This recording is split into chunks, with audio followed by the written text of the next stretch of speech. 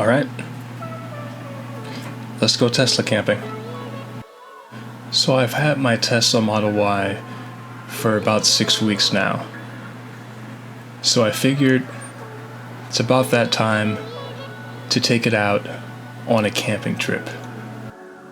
I typically go camping a few times a year.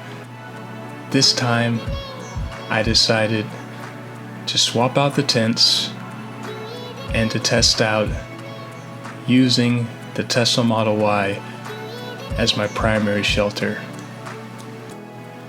This camping trip will be at the Kettle Moran State Park in Wisconsin. Now, this was a last-minute trip. We chose the location because it had good reviews, it had availability. We have never been there before, so everything will be new, and the fact that they have RV hookups. The park's RV sites have a TT-30 receptacle, which are rated at 120 volts and 30 amps. I personally never heard of this receptacle type, so did some research, and I ended up purchasing a Tesla TT adapter on Amazon after watching several YouTube videos from the Tesla community. Most people recommended the TT30 adapter for Tesla Model SX3Y Generation 2R from evadapters.com. But their TT30 adapters were all sold out. So I ended up going with the Tesla TT adapter from the DE store on Amazon. People must be doing a lot of Tesla camping because it's hard finding adapters these days. I also had trouble procuring a Tesla NEMA 1450 adapter, which I ended up overpaying for on eBay. And I consider this trip to be a test trip. If everything works out, I will plan several more camping trips and extended road trips in the Model Y. When plugging the TT30 adapter into my NEMA 1450 plug, I found that the connection was pretty snug and somewhat difficult to unplug. I guess that's a good thing. No risk of it disconnecting overnight. I set my charge limit to 24 amps as instructed. The Tesla recognized the plug, but I was curious about how many miles per hour this connection would max out at. And I ended up getting around 9 miles per hour, which isn't terribly fast, but is more than enough.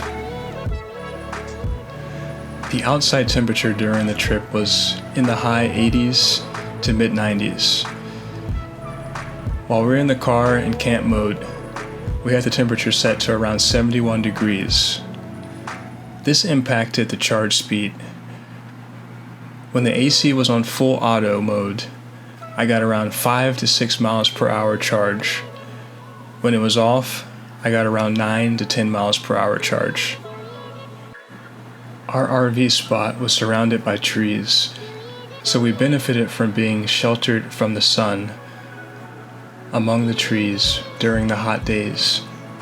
And at night, a cold northern wind whispered through the trees, so we turned off camp mode and cracked the windows. We woke up each morning to a full charge, and we were ready to explore the state park without range anxiety, as the closest supercharger was more than an hour away.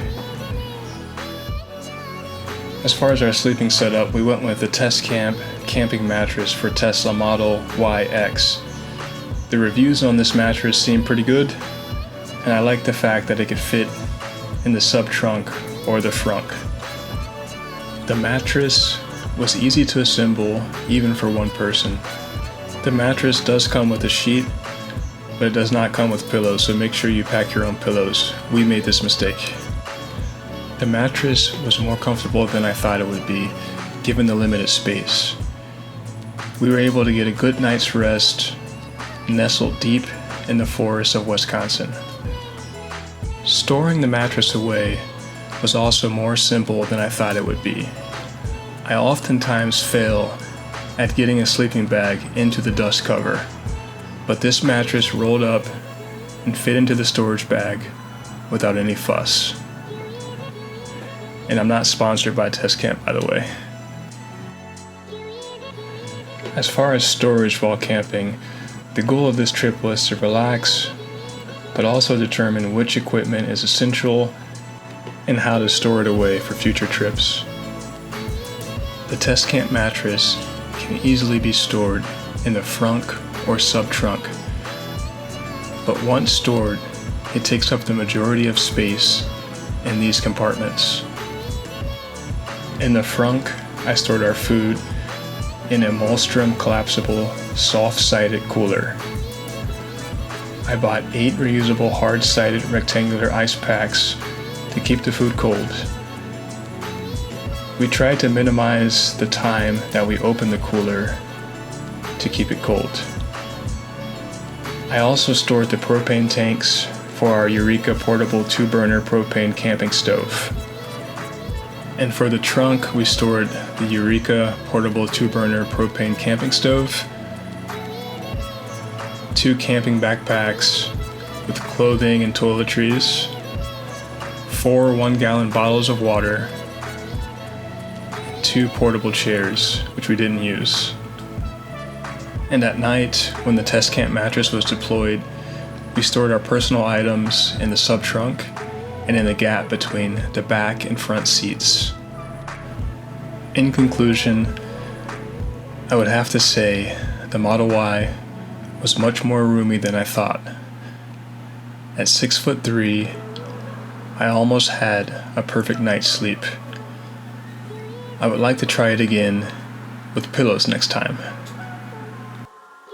Sleeping in the car with AC on full blast didn't take away from the serenity of camping, as the HVAC system runs with minimal noise.